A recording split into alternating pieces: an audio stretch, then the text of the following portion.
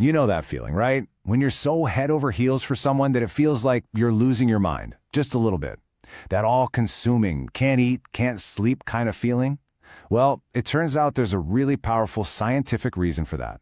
Today, we're going to dive into the incredible science of what is actually happening inside your brain when it falls in love. So let's just get right to the heart of it with a pretty wild question. When you're falling in love, is your brain basically acting like it's on drugs? I know, it sounds extreme, but the neurological evidence? Well, it's surprisingly compelling.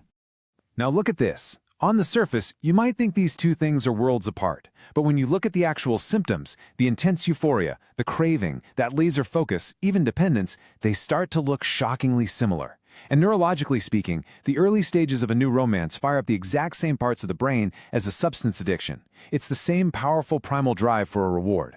So let's really dig in here. What is actually going on inside your head during this ultimate high?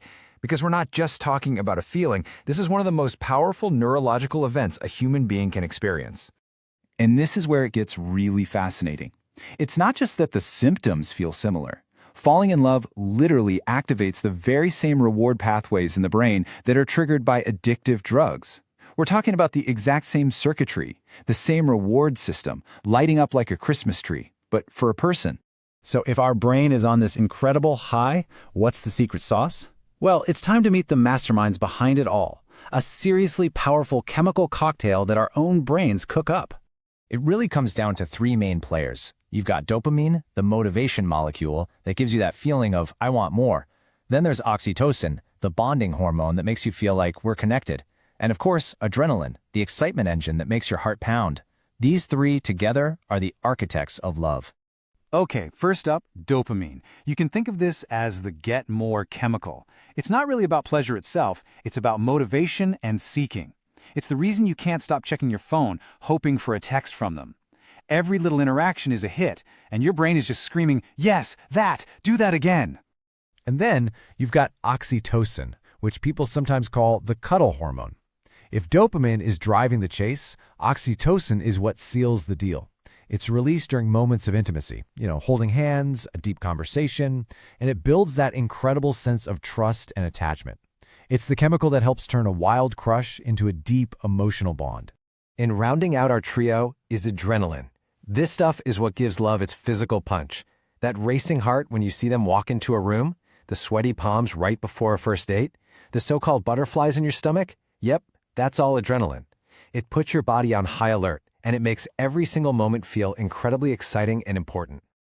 So, what happens when you mix these three together? You get the intense craving from dopamine, that deep connection from oxytocin, and the raw excitement from adrenaline. The result is this incredibly potent, intoxicating state. It's a genuine euphoria where, honestly, the rest of the world just kind of fades into the background.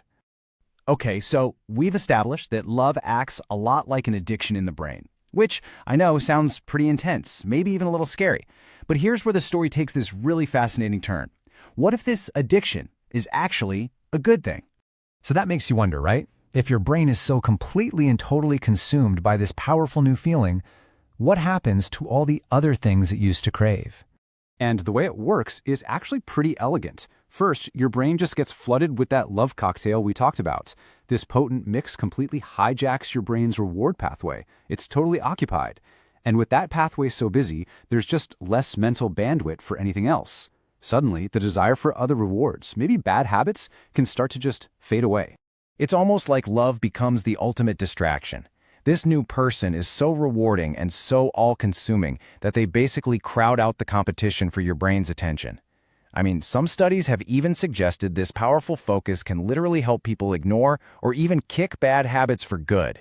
So after all of that, what's the final verdict on love's surprising power? Let's bring it all home. So let's just recap real quick. We've seen that the brain chemistry of falling in love is a dead ringer for addiction. We know this incredible state is driven by that potent cocktail of dopamine, oxytocin, and adrenaline.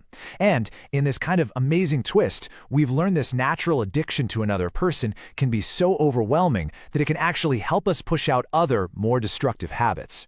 This just reframes the whole idea, doesn't it? Maybe we're wired for this kind of intense connection for a really good reason. It leaves you with an incredible thought. What if the most powerful addiction our brain can possibly experience is actually the very thing that sets us free? It's a pretty incredible thing to think about. Science can explain the how, what's going on with the chemicals inside our brain, but it leaves us with these even bigger questions. If love truly is the ultimate drug, a force for change that's hardwired right into our biology, then what does that make the heart? That is definitely something to chew on.